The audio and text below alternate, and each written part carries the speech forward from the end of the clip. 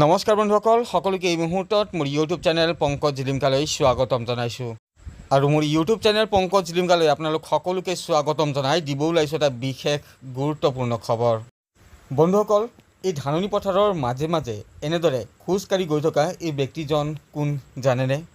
নাজানিলেও মই কৈ দিম দিয়ক।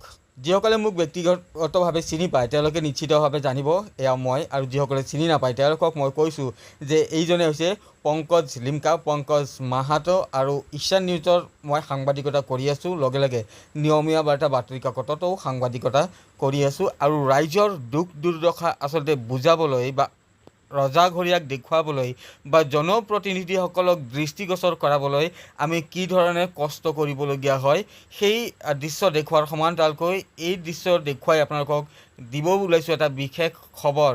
আচলতে গোৱালপাৰা জিলাৰ ভিন্ন প্ৰান্তত এতিয়া বনৰীয়া আৰু হাতী মানুহৰ যি সংঘাত, সেই সংঘাতে চূড়ান্ত ৰূপ ধাৰণ কৰা পৰিলক্ষিত হৈছে।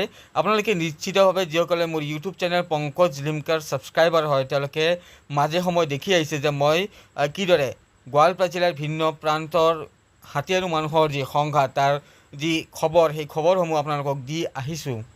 আৰু ইয়াৰ মাজতে পুনৰবাৰ গোৱালপাৰা জিলাৰ ধূপধাৰা আৰক্ষী থানাৰ অন্তৰ্গত মাছলাম গাঁৱত 4টাকৈ বনৰীয়া হাতীয়ে এনেদৰে ধাননি পথাৰত প্ৰৱেশ কৰি আচলতে ধান বিনষ্ট কৰাৰ সমান্তৰালকৈ একাংশ অংশত আচলতে ধাননি পথাৰত আচলতে ধান খাই তহিলং কৰিছে। সমান্তৰালকৈ এগৰাকী ব্যক্তিৰ বাসগৃহৰ এটা অংশ ভাঙি দিয়াৰ সমান্তৰালকৈ তেওঁৰ বাসগৃহৰ ভিতৰত মজুত কৰি ৰখা ধান বিনষ্ট কৰা পৰিলক্ষিত হৈছে। আপোনালোকে প্ৰত্যক্ষ কৰিছে যে কিদৰে গোৱালপাৰা জিলাত হাতী আৰু মানুহৰ যি সংঘাত সেয়া ভয়ংকৰ ৰূপ ধাৰণ কৰা পৰিলক্ষিত হৈছে। হাতীৰ আক্ৰমণত আচলতে বহু লোকৰ অকালতে মৃত্যু হোৱা পৰিলক্ষিত হৈছে। খাদ্যৰ সন্ধানত বনাঞ্চল এৰি জনাঞ্চললৈ প্ৰৱেশ কৰা বনৰীয়া হাতীয়ে ধাৰাবাহিকভাৱে এনেদৰে জিলাখনৰ ভিন্ন প্ৰান্তত প্ৰৱেশ কৰি ধ্বংস কাৰ্য চলাই গৈছে। আৰু এক আতংকময় পৰিৱেশৰ মাজত জিলাখনৰ ভিন্ন প্ৰান্তৰ ৰাইজে জীৱন অতিবাহিত কৰিবলগীয়া হৈছে। ভয় শংকাৰ মাজত তেওঁলোকে জীৱন অতিবাহিত কৰিবলগীয়া এক পৰিৱেশৰ সূচনা হোৱা পৰিলক্ষিত হৈছে গোৱালপাৰা জিলাত। আৰু আপোনালোকে প্ৰত্যক্ষ কৰিছে যে কিদৰে হৃদয় বিদাৰক এই দৃশ্য, এইসমূহ ভৈ ৰোৱা হৈছিলহে মাত্ৰ, তেনে সময়তে হাতীৰ যি উপদ্ৰৱ সেয়া আৰম্ভ হৈছে ইতিমধ্যে। আৰু সেয়া দেখিলে আপোনালোকে যি ধাননি পথাৰ বিনষ্ট কৰিছে বনৰীয়া হাতীয়ে সেই দৃশ্যাংশ আপোনালোকে প্ৰত্যক্ষ কৰিলে।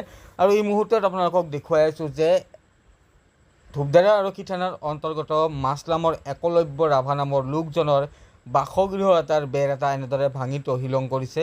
সমান্তৰালকৈ তেওঁৰ বাসগৃহৰ ভিতৰত মজুত কৰি ৰখা যি ধান আছিল সেই ধানো বিনষ্ট কৰিছে।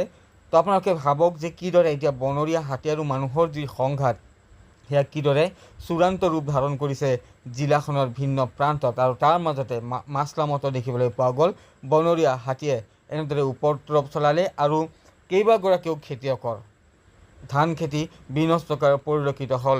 আৰু তো এইখিনি আছিল আজিৰ খবৰটি। আৰু ভিডিঅ'টো লাইক কমেণ্ট কৰিব, গঠনমূলক দিহা পৰামৰ্শ দিব। মই যদি কিবা ভুল ভ্ৰান্তি কৰিছোঁ বা ভুল ভ্ৰান্তি মোৰ দ্বাৰা হৈ আছে সেইবোৰ শুধৰণি কৰাই দিয়াৰ বাবে আপোনালোকে আপ্ৰাণ চেষ্টা কৰিব বা চেষ্টা কৰিব, মই আপ্ৰাণ চেষ্টা কৰিম সেইসমূহ ভুল যাতে পুনৰাই নহয়। ভাষ্য আছে এই মুহূৰ্তত, সেই ভাষ্য শুনাইছোঁ আপোনালোকক। যোৱাকালি ৰাতি তাৰমানে আহিছিলে হাতী 4টা আহিছিলে এই আমাৰ মাছলাম গাঁৱৰে প্ৰথম খণ্ডৰ ইকলিব্য ৰাভাৰ ঘৰত। তাৰমানে হাতী 4টা আহি পেলাই তামোল গছ প্ৰথমতে দুডাল ভাঙিলে, ভাঙাৰ পিছত ঘৰৰ এডাল বাটাম ভাঙিলে, তাৰপিছতে ঘৰৰ ৱাল ভাঙাই পেলাই ধান খাইছে আৰু দুলিটো বাগৰাই দিছে। যদিও পথাৰৰ মাজত তাৰমানে আমাৰ বহুতৰ ধান ক্ষতি কৰিল, বিশেষকৈ মোৰে ধান বেছি ক্ষতি কৰিছে আৰু অহা যোৱাত যথেষ্ট ক্ষতি কৰিছে।